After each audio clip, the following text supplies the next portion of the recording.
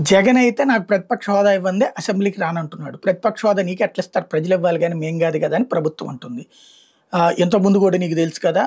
చంద్రబాబు నాయుడే ప్రతిపక్ష హోదా నేను పెట్టిన బెచ్చమని నువ్వే చెప్పావు కదా! మాట్లాడుతా ఉన్నారు. ఇది నడుస్తుంది. అయితే ఎమ్మెల్యేలు కూడా ఎవరు సభకు అటెండ్ కావట్లేదు. మొన్న కూడా జగన్ దగ్గర మీటింగ్ జరిగింది. ఆ సందర్భంలో కూడా మాట్లాడినటువంటి పరిస్థితి చూసాం.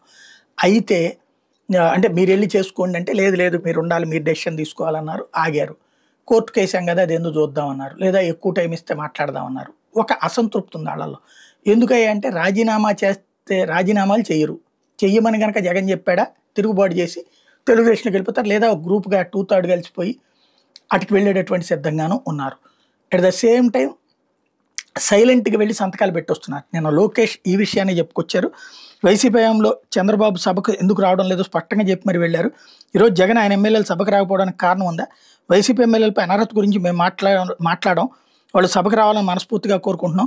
కనీసం వాళ్ళ నియోజకవర్గ సమస్యలు ప్రస్తావించేందుకని వైసీపీ ఎమ్మెల్యేలు అసెంబ్లీకి రావాలి. మాకు 23 ఎమ్మెల్యేలే ఉన్న అసెంబ్లీకి వచ్చాం. మండలంలో మెజార్టీ లేకుండా హాజరయ్యాం. మమ్మల్ని అవమానించిన వెనుకడుగేయలేదు. కానీ వైసీపీ ఎమ్మెల్యేలు జీతాల కోసం దొంగతనంగా వచ్చి సంతకాలు పెట్టిపోతున్నారు. వైసీపీ ఎమ్మెల్యేలు లేని లోటు కూటమి ఎమ్మెల్యేలు భర్తీ చేస్తున్నారు. ఇది మంచి సంప్రదాయం. నిర్మాణాత్మక విమర్శలు ప్రభుత్వానికి చాలా అవసరం అంటూ నిన్న లోకేష్ చెప్పుకొచ్చారు. కరెక్ట్. అది ఆయన మాట్లాడిన దాంట్లో తప్పే లేదు. అంటే వీళ్ళు సంతకాలు పెడతాం జీతాల కోసం కదా! అది కొంచెం టర్నింగ్ ట్విస్ట్ ఇచ్చారు. వాస్తవంగా ఎక్కడ అనర్హత వేయబడుతుందో అడిగితే ఇదిగో మేము అటెండ్ అయ్యాం కదా చూసుకో అని చెప్పి. ఒకసారి జగన్ ఇప్పుడు గనక ఓ ప్రశ్నోత్తరాల సమయంలో తనే ఓ ప్రశ్న వేసి మా ఎమ్మెల్యేలు ఎంతమంది సంతకాలు పెట్టారు, ఎప్పుడెప్పుడు సంతకాలు పెట్టారని అడిగితే ఇస్తారు. లేదా స్పీకర్కి లెటర్ రాసినా ఇస్తారు. అప్పుడు వీళ్ళు జగన్‌తో చెప్పకుండా సైలెంట్ సంతకాలు పెడుతున్నారు. వాళ్ళ అవసరం కోసం. ఎందుకంటే ఎమ్మెల్యేగా మొదటిసారి గెలిచి ఇప్పుడు దాదాపుగా 8 మందో 9 మందో మొదటిసారి గెలిచినోళ్ళు ఆ 11 మందిలో. వాళ్ళు ఉన్నది కోల్పోవాలని ఎందుకు అనుకుంటారు? మళ్ళీ ఇప్పుడు ఎలక్షన్‌లకి వెళ్ళాలని ఎందుకు కోరుకుంటారు?